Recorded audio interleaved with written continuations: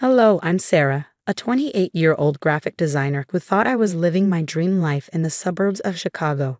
3 years ago, I married Tom. He was charming, successful, and came from what seemed to be a respectable family. We had a beautiful wedding, bought a quaint house, and started building our lives together. I truly believed I had everything figured out, but appearances can often be deceiving. Tom's parents, Linda and Frank, appeared friendly enough at first. Linda would often bring over casseroles and offer advice, whether I asked for it or not. Frank was boisterous, always with a beer in hand, and prided himself on being the best driver around. "I'm the best in the state," he'd boast. Sure. At first, their visits were manageable. A Sunday dinner here, a barbecue there. But soon it felt like they were always around. Linda would drop by unannounced, rearranging my kitchen cabinets as though I didn't know how to organize. Frank would take over our TV, blasting sports at full volume. "Tom, don't you think your parents are over a bit too often?" I asked one evening after they'd finally left. "Come on, Sarah, they're just being nice." "You're overreacting," he said. That word, overreacting, would soon haunt me. As time passed, I began noticing troubling patterns. Tom would constantly dismiss my concerns, always siding with his parents. He'd roll his eyes whenever I suggested spending some time alone. Little things would set him off, and then he'd brush it off, telling me to learn to take a joke when I felt hurt. "You're too sensitive," he'd say. Then came the weekend trip from hell. Tom's parents suggested we all visit their lake house.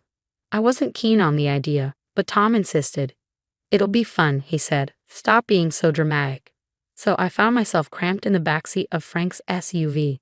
Linda sat beside me, chattering endlessly, while Frank sped down the highway as if it were a racetrack.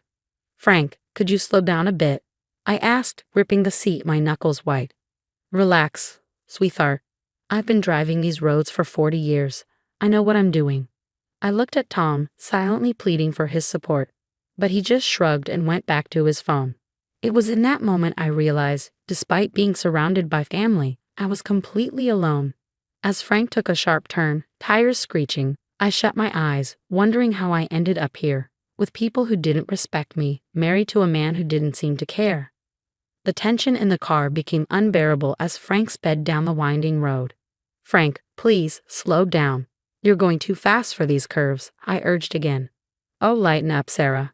I've driven this road 100 times, he said dismissively. Suddenly, a deer darted onto the road. Frank swerved sharply. The tires screeched and everything slowed down. The car spun out of control. I heard Linda scream. I saw Tom's phone fly from his hand. Then there was a deafening crash. Pain, unbearable pain, consumed me. I couldn't move, couldn't breathe. There was glass everywhere, and the metallic taste of blood filled my mouth. Sirens wailed in the distance. The next few hours were a blur, bright lights, urgent voices, and excruciating pain. I caught snippets of conversation. Multiple fractures, internal bleeding, prep for surgery. I was terrified. Where was Tom? Why wasn't he with me? When I finally regained full consciousness, I was in the ICU, surrounded by machines beeping steadily. Every breath was agony. "Hey, you're awake," said Nicole, my best friend and an ER nurse. Her face was a mixture of relief and concern. "How are you feeling?" she asked. "Like I've been hit by a truck," I managed to croak. "Where's Tom?" Nicole's expression darkened. "He's outside, with his parents. Sarah, there's something you need to know." Just then, Tom walked in, his parents following closely behind. Frank had only a few scratches and Linda looked shaken. Unlike me, they were all walking. Tom stood by the doorway hesitant. "Oh, honey," he said, but he didn't come closer. "You really scared us." "Scared them?" I couldn't believe my ears. "I scared you. Your dad nearly killed us all." Frank puffed up, looking indignant. "Now listen here." "Sarah," Tom interrupted, his tone patronizing, "you're overreacting. It was an accident. These things happen." I stared at him in disbelief. "Overreacting? I'm in the ICU, Tom." "Well, maybe if you hadn't distracted Dad with all your constant nagging about his driving." "That's enough." Nicole's sharp voice cut through the tension. "Sarah needs rest. You all need to leave." As she ushered them out, I caught bits of their conversation drifting in from the hallway. "I told you, she's always been dramatic," Linda said. "Remember Thanksgiving? how she overreacted when Frank had a few extra beers. "I know, Mom," Tom replied. "I just don't know what to do with her anymore." "Son," Frank chimed in, "he can't let her manipulate you like this. Accidents happen. She needs to get over it." Tears rolled down my face as the truth hit me like a second crash. My husband, the man who promised to stand by me in sickness and in health, was taking his reckless father's side. They were painting me as the villain, the dramatic wife, while I lay there broken, in pain. Nicole returned, her face a mix of anger and sympathy. "Sarah, I'm so sorry. I had no idea Tom was like this." As the pain meds began pulling me under, one thought crystallized in my mind. I was done. Done with Tom, done with his toxic family, done with being the scapegoat. If I survived this, things were going to change. I just needed to figure out how. The weeks following the accident were a blur of pain, physical therapy, and a slow, grueling recovery. Each day was a battle, but I was determined to regain my strength. Nicole was my rock, visiting daily, helping me through the hardest moments. "You've got this, Sarah," she'd say. Surprisingly, my coworkers were also incredibly supportive. They sent care packages, covered my projects, and even started a meal train. Their kindness was a stark contrast to Tom's family. Tom's visits became rare and brief, always filled with excuses. "Sorry, babe, work's been crazy. You understand, right?" His parents were worse. Linda would waltz in, armed with backhanded comments disguised as concern. "Oh, Sarah dear, still in that wheelchair? I thought you'd be up by now." My cousin's neighbor's dog groomer had a similar accident and she was fine in a week. I bit my tongue. Engaging with her wasn't worth it. The real turning point came when my brother Mike flew in from California. One look at me, then at Tom's detached expression, and I saw fury flash in his eyes. "What the hell, man?" Mike confronted Tom in the hallway. "Your wife's been through hell, and you're acting like it's a minor inconvenience." "Back off," Tom snarled. "You have no idea what I've been dealing with. Sarah's milking this for all it's worth."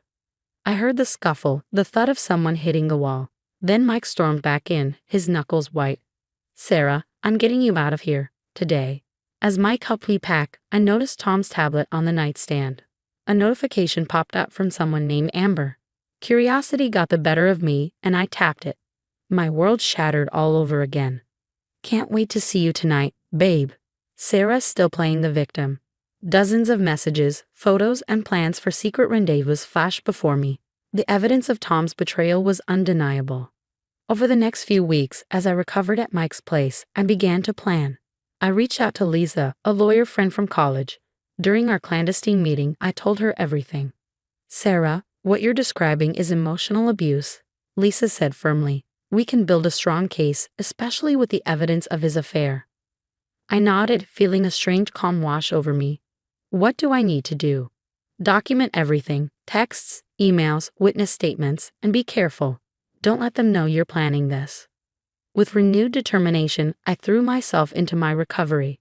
Physical therapy, job applications, gathering evidence, it all gave me purpose. Then, out of the blue, I received an email from Jeremy, my old mentor. "Sarah, heard about your accident. Hope you're well.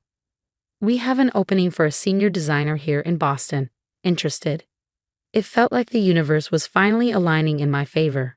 The day I confronted Tom, I felt a strange mix of dread and exhilaration. I waited until Tom got home, his usual dismissive attitude on full display. "Tom, we need to talk." "Can it wait?" "I'm tired." "No, it can't. I know about Amber." His face turned pale. "What are you talking about?" I calmly pulled out a stack of printed messages. "Your affair, Tom. I know everything." "Sarah, it's not what you think." "Save it," I cut him off. "I'm filing for divorce." His shock quickly shifted to anger. "You'll get nothing. My family will make sure of it." I smiled, cold and certain. "We'll see about that in court."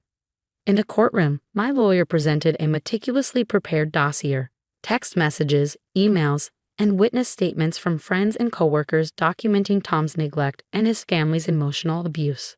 "Your Honor," my lawyer began, "my client has endured years of emotional manipulation and gaslighting, culminating in her husband's affair while she was recovering from a near-fatal accident caused by her father-in-law's reckless driving." Tom's face shifted between rage and disbelief as the judge reviewed the evidence. His lawyer tried to object, but the proof was undeniable. Then came the bombshell.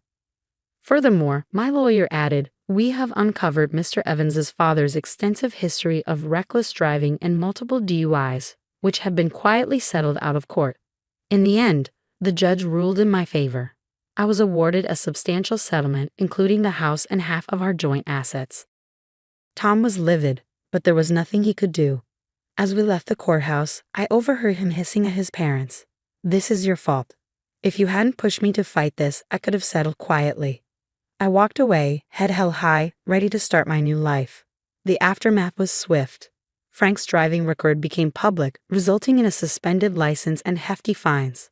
Tom's company, alerted by the divorce proceedings, launched an internal investigation into his relationship with Amber, who was his subordinate.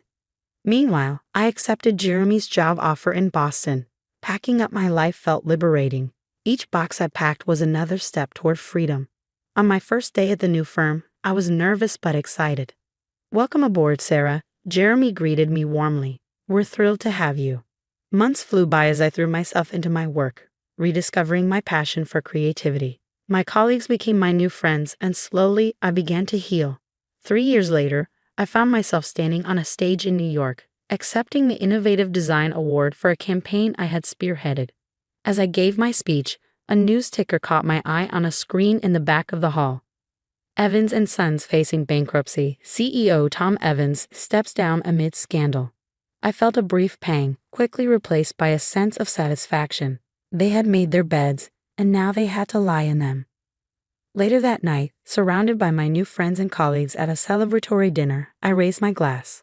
To new beginnings and true friends, I toasted as laughter and conversation filled the air. I looked around the table at the people who had supported, challenged, and celebrated me. These were my real family now. For the first time in years, I felt truly happy. The road had been hard, but I had come out stronger. As I sipped my champagne, I smiled to myself. The future was bright, and it was all mine. The story has come to an end, but now we'd love to hear from you. If you were in Sarah's shoes, would you have confronted Tom about the affair immediately, or would you have waited to gather more evidence like she did? How would you have handled the betrayal differently? Share your thoughts in the comments below. Your experiences and perspectives would help others facing similar situations. If you found Sarah's journey compelling, please give this video a thumbs up and consider subscribing to our channel for more stories of resilience and triumph over toxicity. Your support helps us continue sharing these important narratives.